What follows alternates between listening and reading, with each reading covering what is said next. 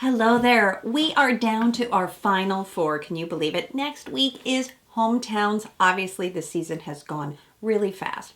But I've got a lesson for you that I think we can learn and love that you can apply to dating and your relationships. And I think I'm going to change my top two because one person rose to the top this week and another down a notch. But in this video, I want to go over everything in episode 5. Join me in there. Welcome to Reality TV Therapy with me, Dr. Diane. Okay, let's talk about how fast this season is going. I had said last week that it was 9 episodes. Normally we have 10 or 11, but it really does feel like I think we're 2 episodes shorter before we get to hometown. So obviously we're not going to feel like we know everyone just as well. But I want to say I'm a little bit bummed that we don't have international travel. Like, I knew this was the case, but given how fast it's going, it's like, what's going on here? So I looked into the background a little bit, and it turns out The Bachelorette has a lower budget than The Bachelor. What a bummer. We know fewer people watch The Bachelorette, but it's not because of the writer's strike. Some people are like, oh, well, the writer's on strike. Nothing to do with it. My question, though, and here we have Charity, my Charity doll, is how does Charity feel about this? Now, if she knew that she went into her season and there wasn't enough in the budget to travel, that's one thing. But does she feel rushed? Is this sabotaging her season? Because it plays out differently behind the scenes than what we, the viewers, see. But I do recall on Zach's season, what I loved was the travel. Right? We went to London, Budapest, Hungary, Estonia. Do you remember all the travel? And even so, Rachel Lindsay, who was one of the other Black Bachelorettes, she even had like a pretty man episode, and I'm not seeing any of that. So to me, gotta admit that especially the New Orleans date felt a little bit low budget to me. Now, again, I hope it doesn't impact Charity's season to find love at all. In fact, some other people are saying, I love it. It's shorter, it's more condensed, there's not as much drama. We're getting through this faster. But the dates technically are arranged in advance, so this shouldn't be a surprise because all of those things cost a lot of money. All right, so let's get started with the recap. And here we are. All the guys are in New Orleans. They're drinking, excited to be there. That's wonderful. And here we have Charity coming into the date, walking down the street, looking lovely as always. The guys are drinking OJ or something, Hurricanes. I'm not sure what they are because that's a rum New Orleans kind of drink. But have we noticed something that I paid attention to? Jesse's not here. Where is he? Like, where's Waldo? Where's Jesse? Charity, poor thing, is carrying the entire show on her shoulders. Now she has to play host too. She has to welcome the guys, tell them that Joey's going to get the first one-on-one, and deal with a little bit of negative energy from Sean and Aaron, right?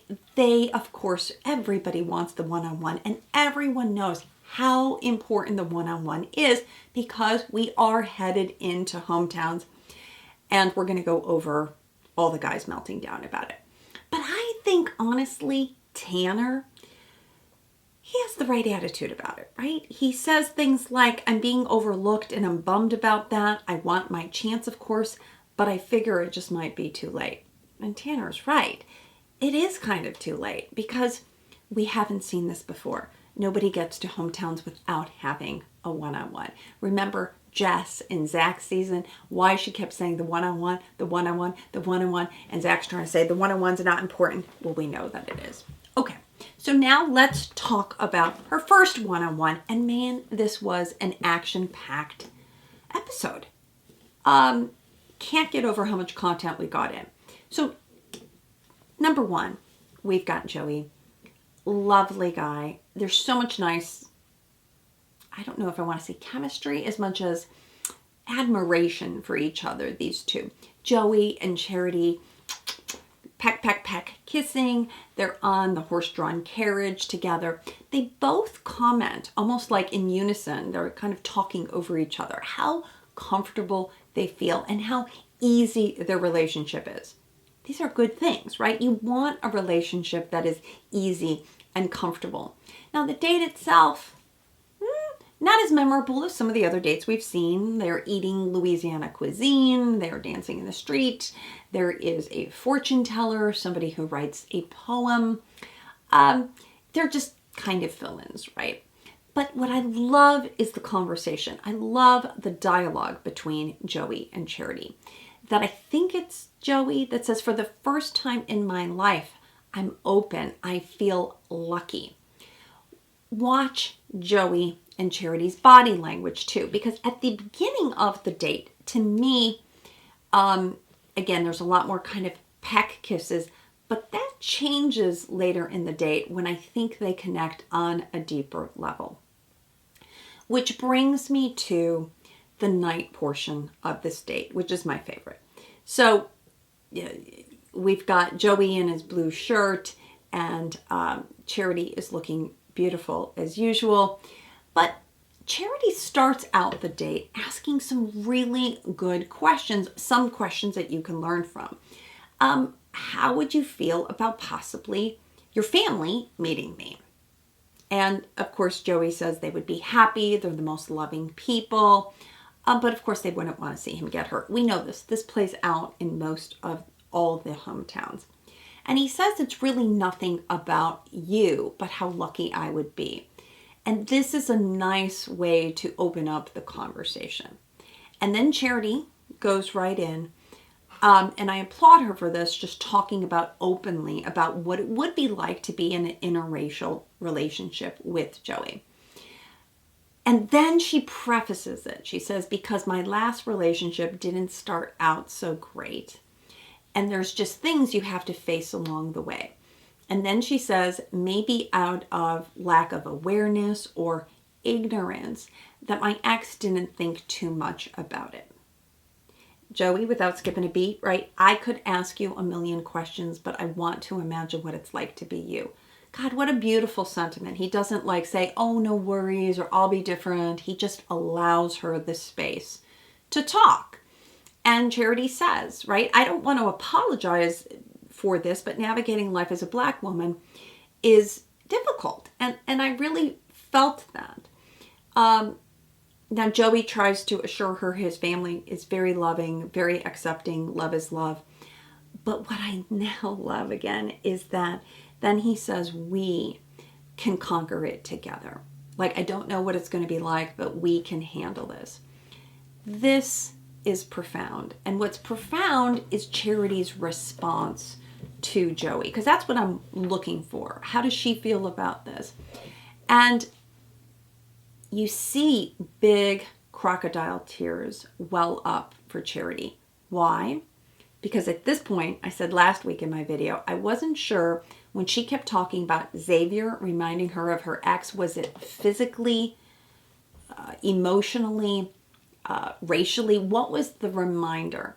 And now I'm beginning to hear that she was in an interracial relationship. I don't know the guy's background, but clearly this person, her ex, dismissed that this would be a big deal.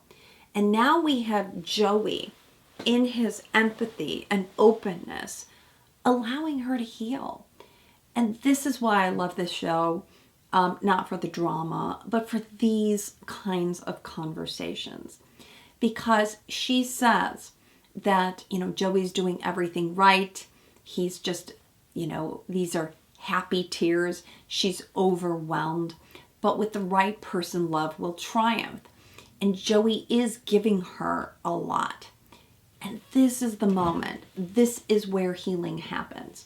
This is why I write and talk about attachment theory, because while we might be wounded in relationships, we can also be healed. This is the power of earning your attachment. And I want to get to that because I think Charity, and I've said this before, is a secure person. Parents seem happily married. She grew up, she's the youngest of 4. Everything everything seems right on the money. But then here's what happened. She did get very wounded. I talked about this last time. She was in probably, she said, a 6-year-long relationship. I'm guessing this is earlier. But it really left an indelible mark, as it can. And now, if this other guy, say he was Caucasian, right, and she got hurt by him, and then she goes in the buggy with Joey, and we hear her in the ITM say, I don't have to beg. I don't have to beg for his attention. So that's the healing. Now, another guy, Joey, gives her the love that she was craving for from the ex but didn't get him. And that's when that wound gets healed. Not from like being with someone else who's avoidant, but when someone who is similar in some ways to your ex then gives you what you couldn't get, that is profound.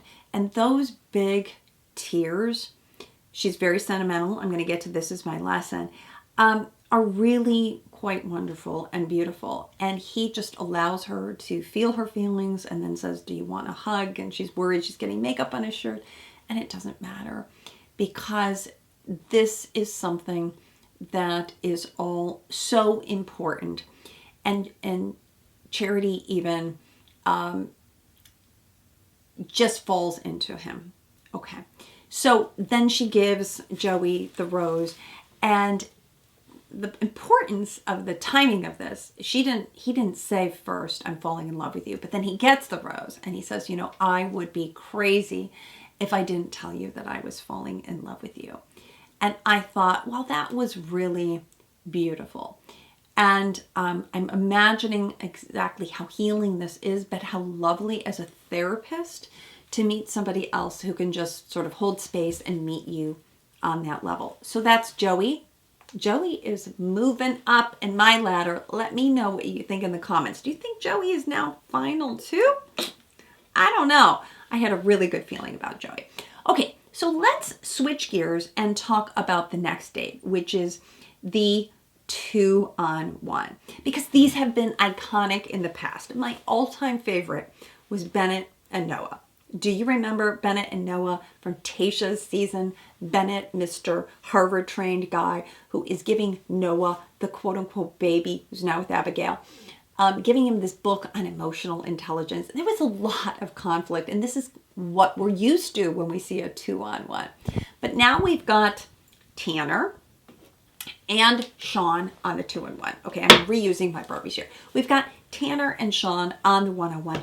Not a ton of conflict between these two, so the date isn't as interesting as some of the other ones. But we've got Mr. Gator Guy that I'm calling him, and I think this guy could be the senior bachelor. Why? Because his commentary. He's watching Charity saying, well, I know that she has stronger feelings for one than the other, meaning Sean. But if she doesn't choose either of them, here I am. I thought, okay, that's cute. And so many women in the South were like, oh yeah, I date that guy. So let's put a vote in for Gator Guy to be the Golden Bachelor. Now, what do I think about this date? Well, first off, I just think Sean gets way too much airtime. And I said earlier that I think he's kind of one of the pretty boys, and I think she's attracted to him. Tanner is equally attractive, if not even more so, but we just haven't gotten a lot from Tanner, right? We don't know him very well. And I think it would have been better if we knew Braden a little less and Tanner a little bit more. All right. But at this point, Sean's talking about gators in Florida, and we're looking at the gators, and then they're eating a bunch of crawfish. And I feel like Sean is just kind of filling the Braden gap, but I don't quite understand what's going on with these two. And then Sean at one point is talking out loud about the 2-on-1, and then, well, what is she going to do? How is she going to, one of us gets to go in a hometown. I'm like, no, neither one of you. It's not going to happen. And we're going to get to that because we're going to see Sean is just bubbling over with anxiety. But in the night portion of this date with Sean and Tanner, she can't make up her mind. And what's the rush, right? They have a nice dinner. She says, I'm not ready to give either one of you the rose. And I think when all else fails, buy more time, good for her. Okay. So then when we get back, let's talk about Dotun. Okay. Because Dotun is, in many ways, as I've said last week, I think Dotun is the front runner at this point, or at least top two. What I love about Charity and Dotun is they go on a run, yet another second high impact, adrenaline kind of date. They're running a marathon. Then at some point they call it a half marathon. Somebody else calls it a 10K. I'm not sure because they're not doing much running. They are laughing and drinking and doing a little bit of walking. And maybe they're just like skipping in on the end. People are probably like, oh my gosh. And I love that Charity has so many positive things to say.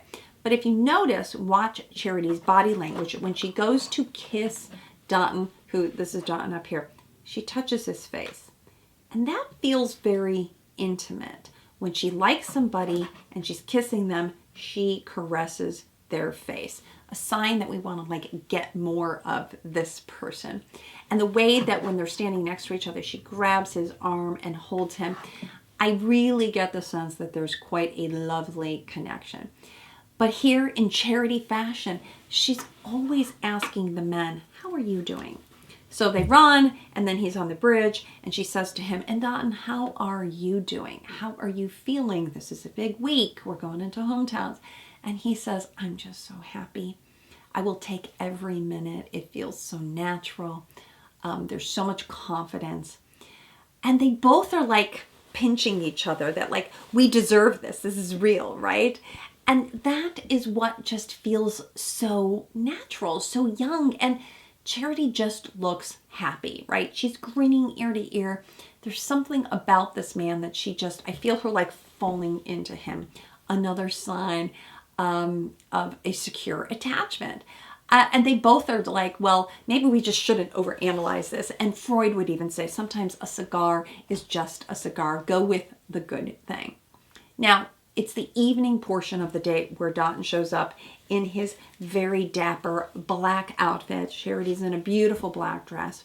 And now we peel the onion and go yet another layer deeper. And Dotun does a beautiful job of describing the difference between his head and his heart. He's not talking about doubt. I doubt you. But he's saying, my heart is racing fast. I have to listen to my heart. My heart is screaming, I'm falling in love with you. And it's Charity's reaction that gives it away. She says, well, it's not that I like needed to hear it, but I wanted to hear it. And she is just overjoyed. She says she feels like electrocuted. And it's the best feeling ever. And then he is just grateful. They both are just like grateful. And they said that this is what they prayed for. And wow, here's the faith part, because as I mentioned, Charity says that her faith is really important and that they both have prayed for this is something really big. And Charity, who's usually so articulate, says she doesn't have words. So for me, this is the second layer of healing. If this is the actual order of the dates, I don't know how it was edited, but Joey first says, I love you, listens to her, holds space for her, talks about the interracial relationship. Now Dotun shows up and tells her she's lovable and that he's lucky and grateful. And here's just a different level of healing. Like this process is working. And he's going to listen to his heart and she's going to listen to hers. And I get the feeling that Charity kind of rehearsed this a little bit. What am I going to say when the men tell me they love me? And she lovely just says, thank you. And she doesn't have to like blush or say too much or mask it. And it's not the same as just saying, why thank you. It's like, thank you. But she says more than that. She says how happy she is. I'm not sure if it was him or her first, but it talks about the happiest girl, happiest boy. And wouldn't that be sweet if these two end up with the final rose and that's what they say to each other? So I really like Dotun. I feel like he's a really secure guy for her. So, okay, now let's go back to Sean, because then Dotun comes back from his date, talks about the marathon race. And of course, Aaron, who grew up in New Orleans, has to like fill it in and say, well, this is the race that it was. And I thought, oh God, Aaron's showing himself a little too much. The jealousy, I'm not sure, a little bit controlling, but he's angry. And Sean is too now. So he's bubbling over because he's pissed that he didn't get the one-on-one. And so he kind of walks out. And then later he pulls himself together and he does go to Charity. All of this, I'm sure, is filmed. Well, it's predicted, right? Because they tell Charity, it's not like a surprise that Sean is coming over, right? He knocks on the door and says, oh my gosh, if we're going to make it to hometown. But Sean, a couple things I want to say. A, as I said, he shouldn't be getting so much airtime, but he's really confident. I think that's why she liked him. He made a perfect Ken. And he is saying, he's like negotiating. Well, first he says, I'm kind of sort of maybe on my way to falling in love with you, which I'm like, okay. But then he says, and she says, oh, no, I don't think so. And he said, but we can get there, right? He's negotiating now. Like if we had a one-on-one, somehow thinking that like the producers have kept him from a one-on-one, but Charity has kept him from the one-on-one. And so perfectly poised, she says, we're here. What does she mean by that? Well, we're here. Like I knew we were going to get to this point and he's not getting it. Sean is not getting that she has stronger connections with other people. I get it. They're kept from all of that. You want to be blind to all of that. But she tells him, nope, I just don't see myself getting there. Now, here's the lesson I want to talk about. Oftentimes people confuse women as being emotional. And I think there's the difference between being sentimental versus emotional. Let me say more. As a secure person, I think Charity is just being sentimental. She feels things. She's a therapist. She's empathic. Somebody is crying and they're upset and she feels those feelings, which make her a good therapist, which is different than being emotional, anxious, angry. We saw Zach, for instance, last season have a lot of carryover from how he was treated by Rachel, and that was spilling out into his season. I don't see any of that. I see this season being very clean in many ways. Some might say it's not as exciting. I think we've had enough excitement. But conversation after conversation, Charity's just handling this very well. And she feels sentimental because Sean's upset, right? Sean's upset, so she's upset. But she walks him out, and then we see Sean, breaking down, being very upset because he thought, given that Charity is sentimental, that she had more feelings towards him, and he just can't fathom this because he's feeling it so strongly. But because he's Ken, and if you've seen the Barbie movie, I want to say, Ken, you are Ken enough. And Sean's enough. I'm sure he's going to be just fine. Okay, now, again, so much packed into this date. We've got one more group date with Xavier, Tanner, and Aaron.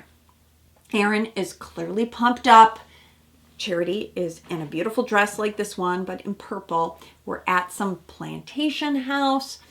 But she checks in again. How is everyone doing? And she made a point, I read an article, that she wanted to make a safe space for everyone to share and be vulnerable. So appreciative of the process that she went through herself. And I get the sense that maybe she didn't feel like Zach handled this with so much grace or sensitivity and kept thinking of himself and his own journey. But here she's always checking in with everyone. Aaron, how are you doing? Given how hard this week was for you, has anything changed? Isn't that a beautiful question? Then she asks, how will your frustration affect us? If I meet your family, what that might look like. And Aaron assures her, which is good, that he could get over it. Now, let's talk about the big news here, which is Xavier. Now, Xavier, I appreciate his ambiguity, and not so much about the process, but like getting there fast enough. We've seen this. We've heard this. And this is my worry a little bit about The Bachelorette, because The Bachelor has a few more weeks. And isn't it the men who normally freak out because they're the ones proposing? So I feel like if we had a few more weeks, forget the ratings, maybe the men could get there. But the rushed season makes it even harder for men who are ambivalent. And yet at the end of the day, if it's not Xavier, who cares, right? Okay. But she confronts, first off, Xavier is talking to Aaron about his ambiguity, but he really, really likes Charity and he really wants to fall in love with her. Then he comes and now it's his turn with Charity. And he tells her the exact same thing, which is good, which is different than Braden, for instance, who had different stories depending on who the audience was. And they both admit that coming off of a week that was a high, right? We saw a great date between these two. Now, Xavier, as I think, is doing some what we call projecting here. He says to Charity, you're looking for your forever partner. You don't have time to waste. Is he saying that about himself, but projecting that onto her?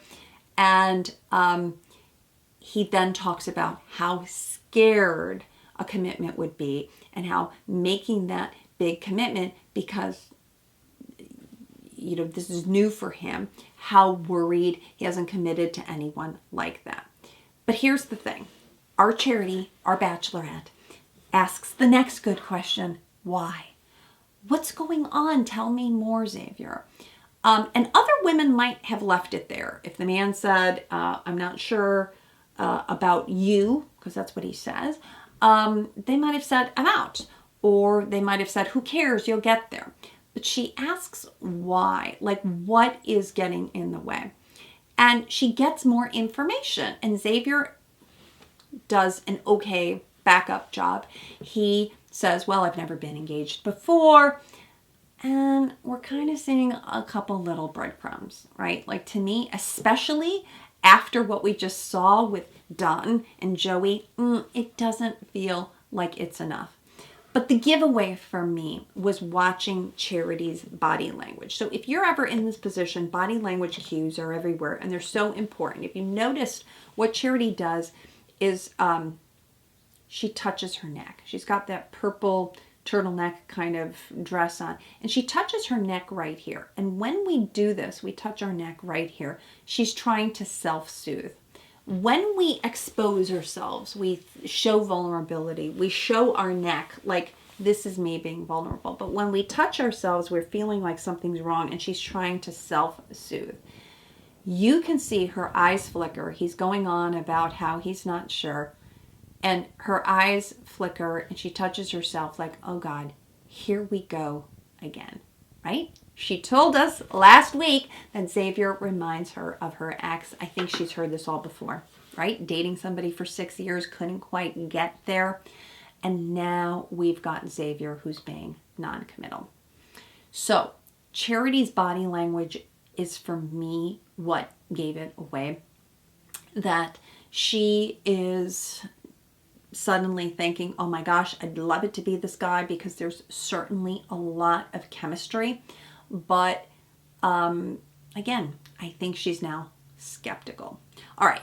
Now I'm going to play devil's advocate with Xavier for just a moment because people are questioning, what's the difference between Braden being ambivalent, I'm not sure about this process and how can I get down on a knee, versus Xavier at this point, who's one of her top choices saying that he's not sure. Well, Xavier tries to cover it a little bit, right? He says, I think I do want to get engaged. I want to get married. At one point, I think he talked about having kids, and that the week before, remember how he gushed and said, there isn't anything I wouldn't do for a partner. And so he's giving some mixed messages, and he's not questioning the process per se, but I think this is where it's different. He says that I'm not sure if it's you, which Charity's taking that all in. Again, this is her reaction. And here's also, again, the beauty of it being the Bachelorette, being a competition, right? If this was your only guy and you were attracted to him, you might gloss over a lot of that. But Charity now has Dotun and Joey who are so certain. And then relative to that, the guy who's kind of ambivalent and not sure, I don't know what Charity's going to decide. And of course, they're going to keep us guessing till the end. I don't know who she's going to choose. But I just have to say, based upon that alone, that's why I think that Joey is rising a little bit above Xavier for me at the time. Why? Because Charity makes Xavier wait. She's punishing him a little bit.